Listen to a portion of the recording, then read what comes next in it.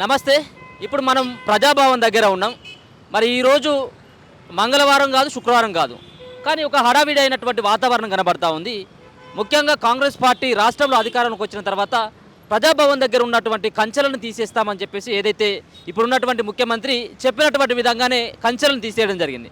కానీ ఇప్పుడు ప్రజాభవన్ దగ్గర నిల్చొని చూస్తే ఇక్కడ పోలీసు ప్రొటెక్షన్ కనబడతా ఉంది, మరో పక్కన భారీ గేట్లు కనబడతా ఉన్నాయి. మరి ఇదంతా ఎందుకని చెప్పేసి మీకు కూడా ఒక ఆలోచన రావచ్చు. కానీ ఇక్కడ ఈ భారీ గేట్లతో పాటు ఇక్కడ పోలీసులు భారీగా మోహరించడానికి అయిన ప్రధానమైనటువంటి కారణం రైతుల రుణమాఫీకి సంబంధించినటువంటి అంశంలో ఈరోజు రైతులందరూ కూడా ప్రధానంగా పిలుపునివ్వడం జరిగింది. ముఖ్యంగా రుణమాఫీకి సంబంధించినటువంటి అంశంలో ప్రభుత్వం నుంచి ఒక స్పష్టమైనటువంటి ఆదేశాలు లేవు. ఒక పక్కన గతంలో ప్రభుత్వం ఏర్పడక ముందు 31,000 కోట్ల రూపాయలను మాఫీ చేస్తామని చెప్పేసి గతంలో చెప్పడం జరిగింది. కానీ ఇప్పుడు తీరా చూసినట్టయితే కేవలం 18,000 కోట్ల రూపాయలను మాత్రమే మాఫీ చేయడం జరిగింది. చాలామందికి వివిధ కారణాల చేత సాంకేతిక పరమైనటువంటి కారణాలని చెప్పేసి ఒక పక్కన, మరొక పక్కన కొన్ని మిస్టేక్స్ ఉండడం జరిగింది. బ్యాంకు ఖాతాలు కావచ్చు, మరొక పక్కన ఆధార్ కార్డులో మిస్టేక్స్ తోటి మేము నేరుగా అక్కడ ఎవరైతే రుణమాఫీ కానటువంటి రైతులు ఎవరైతే ఉంటారో వాళ్ళ ఇళ్లకి వెళ్ళి సర్వే చేస్తామని చెప్పేసి ముఖ్యమంత్రి రేవంత్ రెడ్డితో పాటు ఈ సంబంధించిన శాఖ మంత్రి ఎవరైతే తుమ్మల నాగేశ్వరరావు సైతం కూడా చెప్పడం జరిగింది.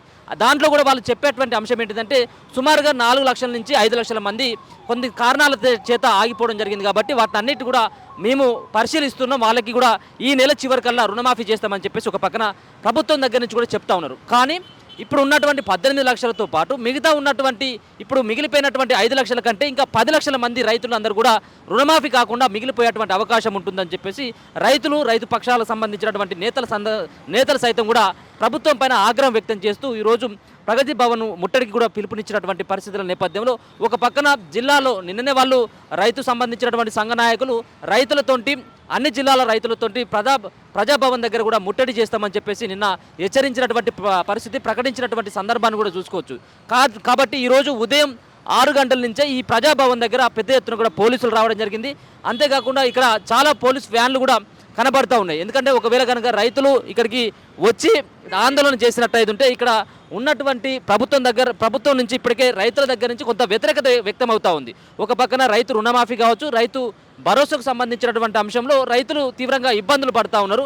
వీటిని ముందుగా మాఫీ చేస్తా అన్నటువంటి డబ్బులు ఏదైతే ముందుగా తెలంగాణ రాష్ట్రంలో కాంగ్రెస్ పార్టీ అధికారంలోకి వస్తే రుణమాఫీ సంబంధించినటువంటి దాంట్లో మొదటి సంతకం ఉంటుంది అని చెప్పేసి December 9నే మేము రుణమాఫీ చేస్తామని చెప్పేసి ఒక పక్కన హామీ ఇవ్వడం జరిగింది. దాని తర్వాత 7 నెలల తర్వాత రైతు రుణమాఫీకి 3 విడతలుగా చేయడం జరిగింది. ముందుగా 6,100 కోట్లు, దాని తర్వాత 7,500 కోట్లు, దాని తర్వాత 6,000 కోట్లు.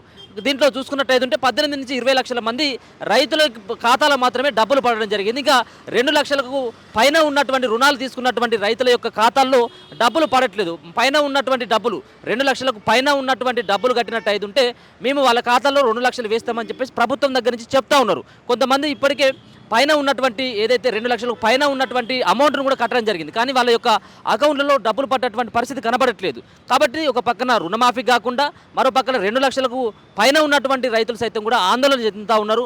20,000 30,000 ఉన్నటువంటి రుణాలు సైతం కూడా కొన్ని మాఫీ కానటువంటి సందర్భాన్ని కూడా చూసుకోవచ్చు. అందుకోసం అని చెప్పేసి రైతులందరూ కూడా ఆగ్రహాన్ని వ్యక్తం చేస్తూ ముందుగా ప్రజాభవన్ని ముట్టడించాలని చెప్పేసి ప్రయత్నం చేస్తూ ఉన్నారు. ఇదే నేపథ్యంలో ప్రభుత్వం దగ్గర నుంచి పోలీసుల దగ్గర నుంచి ప్రభుత్వం దగ్గర నుంచి ఆదేశాలు రావడంతో పోలీసులందరూ కూడా అలర్ట్గా ఇక్కడ ఉదయం 6 గంటల నుంచే పెద్ద ఎత్తున కూడా వాళ్ళు మోహరించినటువంటి పరిస్థితి. ఇప్పటికైనా రైతులకు సంబంధించినటువంటి విషయంలో ప్రభుత్వం సానుకూలంగా స్పందించాలి. ముఖ్యంగా రైతు రుణమాఫీ విషయంలో ఎవరైతే రుణాలు తీసుకున్నటువంటి వ్యక్తులు రేషన్ కార్డుతో లింకు లేకుండా ఒకే కుటుంబంలో 4 తీసుకున్నప్పుడు కూడా వాళ్ళ యొక్క రుణాలను కూడా మాఫీ చేయాలి.